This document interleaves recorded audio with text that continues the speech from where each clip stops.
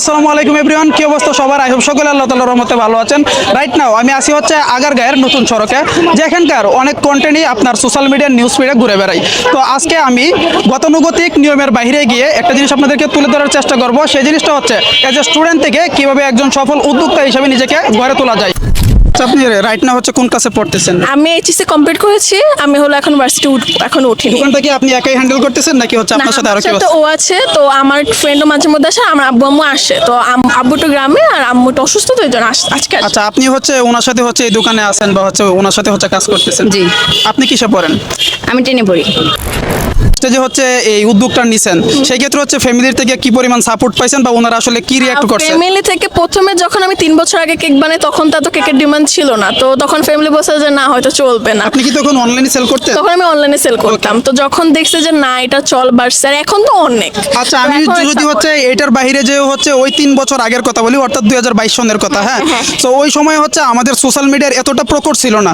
তো ওই টাইমটাতে আপনি কিভাবে এই ইউনিক চিন্তাটা মাথায় আনছেন বা হচ্ছে ভাবছেন যে হচ্ছে এই বাংলাদেশেও, মানে বাংলাদেশ হচ্ছে আমরা যদি বলি আন্ডার ডেভেলপ একটা কান্ট্রি, মানে এখানে হচ্ছে মানুষ হচ্ছে এত এডুকেটেড না, সোশ্যাল মিডিয়ার সাথে এতটা হচ্ছে কোলাপ ছিল না। তো সেই ক্ষেত্রে হচ্ছে আপনি তখনকার সময় আর 3 বছর আগে এই চিন্তাটা কিভাবে করলেন বা হচ্ছে আপনার প্রোডাক্টটা সেল হইতে পারে বা আপনি একটা ইউনিক দ্বারা অবলম্বন করছেন? ভাই আসলে আমি একটু ছোটকাল থেকে কিছু করব ছিলাম। তো আমি আপনি কোন বিভাগের স্টুডেন্ট? সায়েন্সের? না, আমি কমার্সের। এই জন্য একটু বিজনেস লাইন থেকে। তো যখন আমি এইটা করি তখন আমি টুকটাক অনলাইনে একটু কাজ করতাম। তো যখন আমি এসএসসি কমপ্লিট করি তখন আমার ইচ্ছা ছিল যে আমি কিছু একটা করবো, সেটা যাই হোক না কেন। প্রথমে আমার জবের ইচ্ছা ছিল, কিন্তু তখন দেখলাম না, এই সেক্টরটা অতটাই না। তো তখন আমি বিজনেস করব ভেবে আমি অনেক কিছু ঘাটাঘাটি করে তখন আমি পেলাম যে না, কেকটা অনেক ভালো একটা বিজনেস হতে পারে। ওই উদ্যোগে তখন শুরু করা। আচ্ছা, আর এই রুটে আসার গল্পটা যদি একটু বলতেন। আর এই রোডে আসার গল্প হলো যে আমার অনেক আগে থেকে ইচ্ছা ছিল যে আমি মানুষকে টেস্ট করবো, অথেন্টিক টেস্টটা। কিন্তু তখন অত সাহসও হতো না, আর ফ্যামিলির একটা সাপোর্ট বলে তো কথা আছে। কিন্তু যখন ভাইয়াকে দেখলাম আরও 1-2 জন বসে, তখন ফ্যামিলির সাথে কথা বললাম। ফ্যামিলি বললো যে না, সমস্যা নাই, তুমি তো আর খারাপ কাজ করতেছো না, তো তুমি বসো, আমরা সাপোর্ট করবো। তো এরকম ভাবে আপনার ফ্রেন্ডরা কি বলে? বাংলাদেশের কালচারে দেখি কি যে কোনো একজন রানিং স্টুডেন্ট সে যদি হচ্ছে মানে রাস্তাঘাটের দোকানদারি করে বা হচ্ছে নিজ থেকে কোনো কিছু একটা করতে চায়, আশেপাশের মানুষজন ইভেন হচ্ছে বিশেষ করে তার সারাউন্ডিংয়ে যারা থাকে তারা হচ্ছে তাকে ডিমোটিভেট করে। তো সেই ক্ষেত্রে আপনার ফ্রেন্ড থেকে হচ্ছে আপনারা কিরকম? আমার ধরেন একটা সাইকেল তো অনেক ফ্রেন্ডই থাকে। কিছু ধরেন ফ্রেন্ড আছে যে তারা বলে যে ও কেক বিক্রি করে, তো কি ঠিক আছে। আবার কিছু ফ্রেন্ড, যেমন আমার বেস্ট ফ্রেন্ড যে একটু আগে আসছিল, ও কিন্তু আমার সাথে এসে আমাকে হেল্পও করে দেয়, আবার আজকে সেলও করে দিচ্ছে। তো লাইফে কিছু ফ্রেন্ড থাকে যারা অনেক বেশি উপকার করে। আর ওই ছিল প্রথম মানুষ যে আমাকে বলছিল যে না, তুমি শুরু করো, আমরা তো তোমার সাথে আছি। এখন কেমন সাড়া পাচ্ছেন? এখন ভাই আমরা তো আপনার দোকানটা মানে অন্যদের তুলনায় যদি বলি একটু ছোট, আমি হ্যাঁ। ওইরকম দেখতে পারতেছি না। কারণ ভাই এই যে দেখেন অলরেডি কিন্তু আমাদের ক্রিমটা প্রায় গলে গেছে, দেখছেন হালকা। কারণ এটা অথেন্টিক, তো আমরা চাইলেও অনেক রাখতে পারবো না, এই জন্য আমরা কম আনি। জানি কম আনলে ভালোটা টেস্ট করি। কারণ একটা গোজেস গলে তো আমি খাওয়াতে পারবো বলেন না?